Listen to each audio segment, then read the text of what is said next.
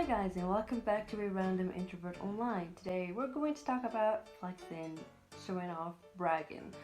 These are all bad things that we see on the internet all the time probably.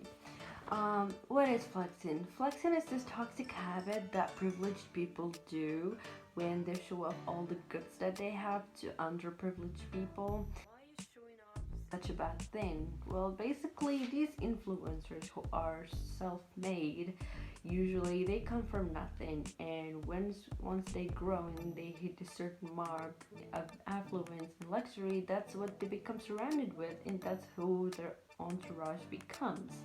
So when they show off their awesome, I don't know, cars, jewelry, clothes, all these things, they're not exactly aware of the fact that they're doing it. It just became so normal to them that they don't exactly feel like there are any poor people left in the world, and they take it for a norm, like, oh no, I'm just sharing my things with people. I just got this new thing and I like it, I'm happy about it, I want other people to see it.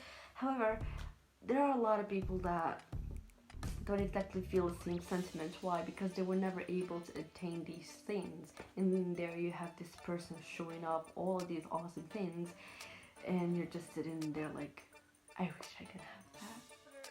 It's the fan with these influencers when the first thing that made you watch them was the content, the value they were given, the niche they were, doing for people.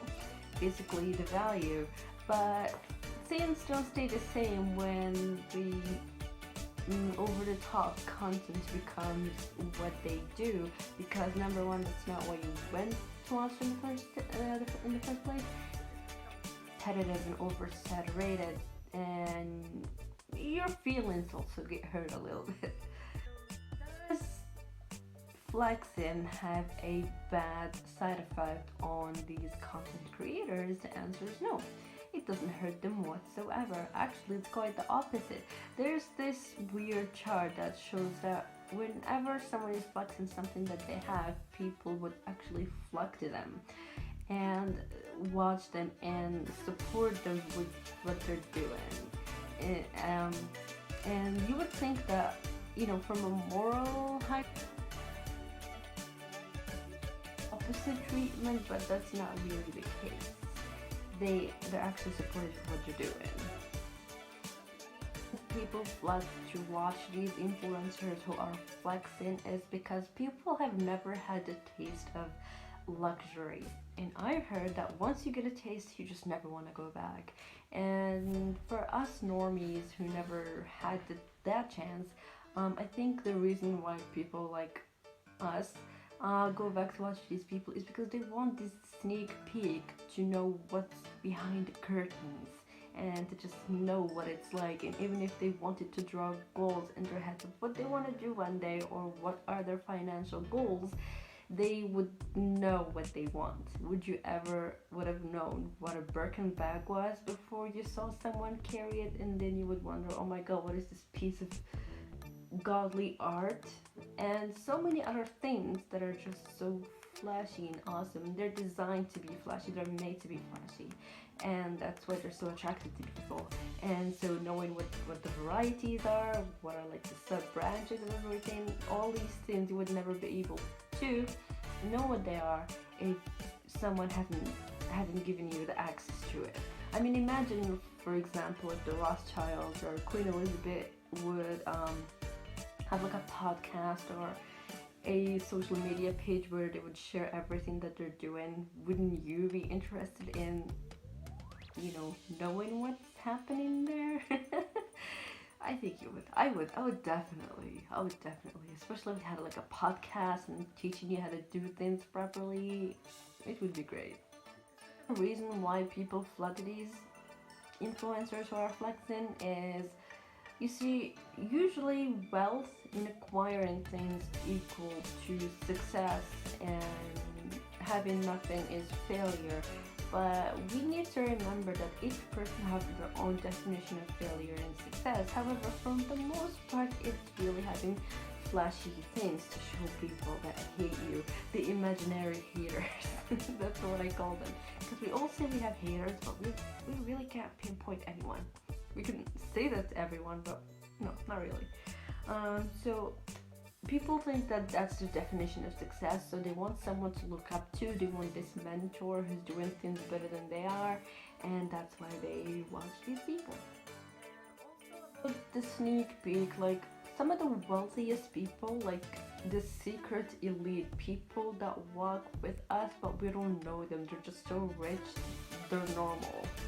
It's weird, it's a weird logic. Definitely some type of four-dimension stuff, but they have so much money and they're not even showing it off, and we know that we can't recognize those people. Sometimes they're the closest people to us, but they do a very good job by keeping that. However, we want to know, so that's why we like these people that actually show off and to be discreet for multiple reasons. I can name a few, like the paparazzis want to know what you're doing and who are you, you're the son of who, and gold diggers, be it men or female, knowing where you live, abductions for ransoms, bad affiliations. What if you know the mafia and they will send someone to hunt you down? What if you owe them something? Oh, that's the worst. The mentality of flexing or showing off comes from the mentality of lacking. Yeah, like I've said previously, these people made themselves up. Like they built their way up. So that's why now that they have all these things, they're showing it off so they can get back at their third grade teacher who said that they will never be successful. But in the end of the day, it does come from a mentality of lack and of never having anything. I've heard a lot of people say things like the mainstream brands, let's say Louis, Fendi, I can't think of everything now, but those brands have become so tacky because everyone can buy them now, that they're commercial and not an high-end or an exclusive brand that everyone can have. People that are following these influencers that are flexing are not really there because they care about the influencers. They're really there just because they are waiting for the first wave of hate. They just want to ride the first wave that they see of hate and negativity when those people, fall down or go down. They're not really there because they have that person's best interest there. Of course, when you flex like that, you're gonna have one or two haters. When you're doing well, you're gonna have a hater or two. So definitely not all people have your best interest in mind.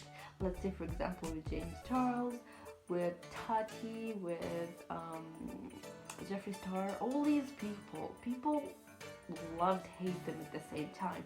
So when they did one thing, people entirely started to attack them and to just not treat them as they used to when they were fine, and people started hating them, digging dirt on them, and people who already had the dirt, they became famous from that because they had a lot of things to offer, the bad things I mean.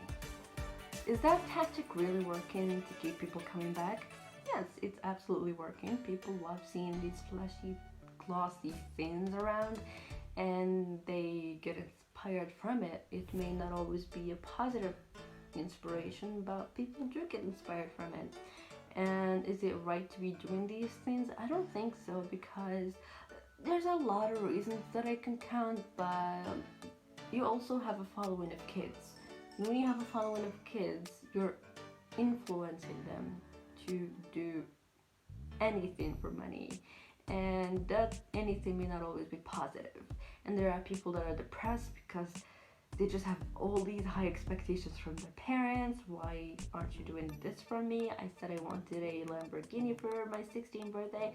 Why didn't I have one? And etc, etc. So who's really paying for that? I think it's the parents. However, it may also be society, because someone may even resort to robbery, crimes, theft, all these type of things, to get what they want and they can flex about it in the morning. Remember that movie where people went to celebrities' houses to steal things. So and they got busted because they shared everything on Instagram.